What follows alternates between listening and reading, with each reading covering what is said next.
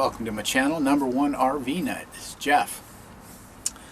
So this video is sort of the continuation of the previous video, generator fix.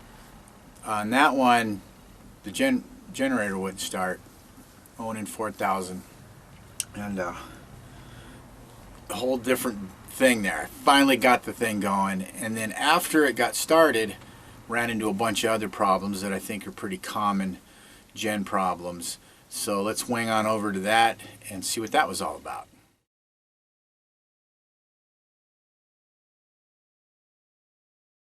So to button all this up, I'm just going to go over the bit of troubleshooting that I had to do after the gen got started. So the gen starts. It's running great, but I had no power in the rig. And the first thing I check is that the microwave's on. You know, the lights on the microwave? Nothing. So I had to start troubleshooting that. So the first thing I did is check the obvious. Make sure the gen plug was firmly plugged in. Check. Made sure the generator's circuit breaker was on. Check. Then I checked my circuit breakers inside. What I did is I just checked my main. I flipped the main, and that's it. And still I had nothing. So then I went back and I flipped the rest of these. There's only a few here. Made sure nothing was mushy, and I checked them all on and off a few times. Then boom, I had power. Yes. So evidently it was something to do with the breakers inside, and it wasn't until I checked all of them that I got power. So something wasn't right. It wasn't the main, it was something else, probably. I don't know. I really don't. Then I encountered another problem. So the generators weren't running. I got power in the coach. It's humming along. Now I want to put it under load. If I put it under light load, like TVs and small stuff, no problem. But when I put it under a larger load, it would die. I got a little floor heater, a little 1500 watt floor heater. That would, when I kicked that on, gen would die. So I tried the AC. Kicked the AC on, gen would die. So I thought, what is going on? And I just started racking my brain. And there's one last little thing that occurred to me I needed to check.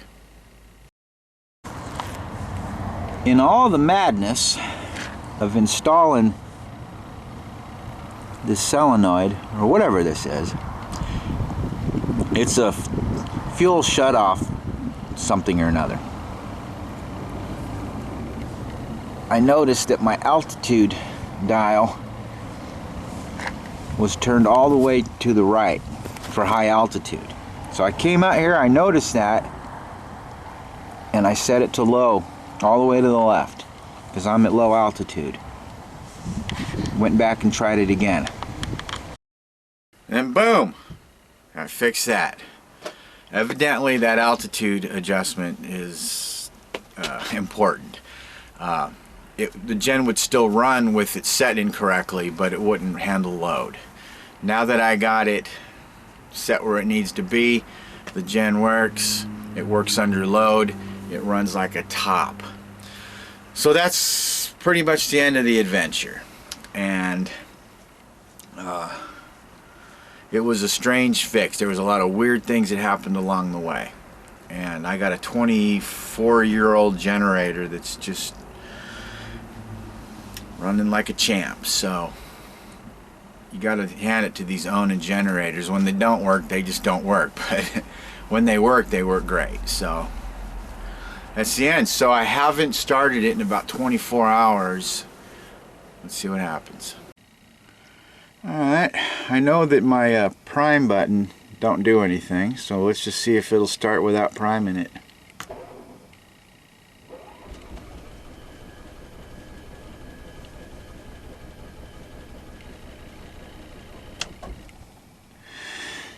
Now I know the priming switch, it didn't start.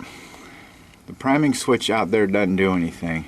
I'm gonna need to get a second person out here to hit this one on the inside and see if maybe it works, but I'm just gonna try it.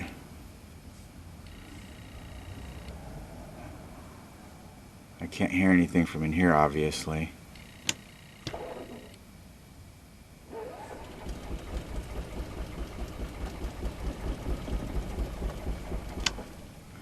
Okay, well,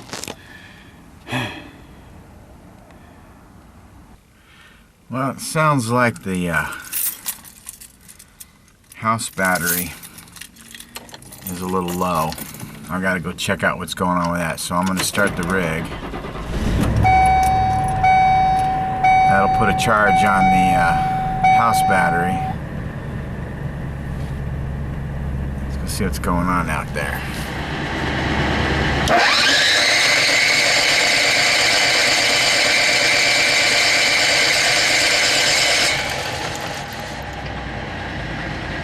Alright. Now I can't prime with my button anymore, so I'm going to have to do my little jumper thing here between here and here. And then we'll try it again.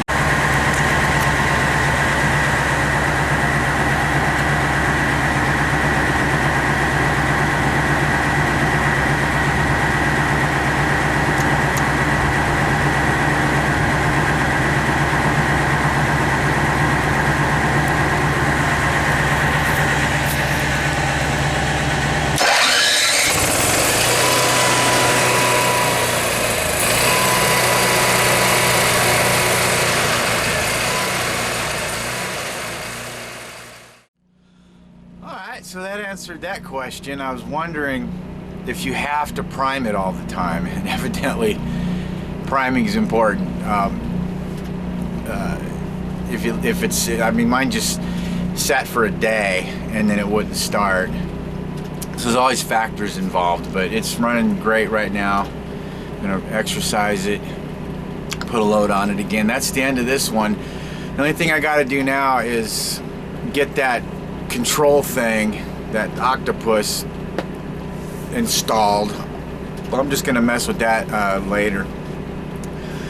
And I gotta figure out what's going on with the priming. That's a different video. I guess I'll just do a separate video on that one, because this one's gonna run too long anyway. So I'll pick you up on the backside. This is #1 RV Nut on another whirlwind adventure. Catch you down the road.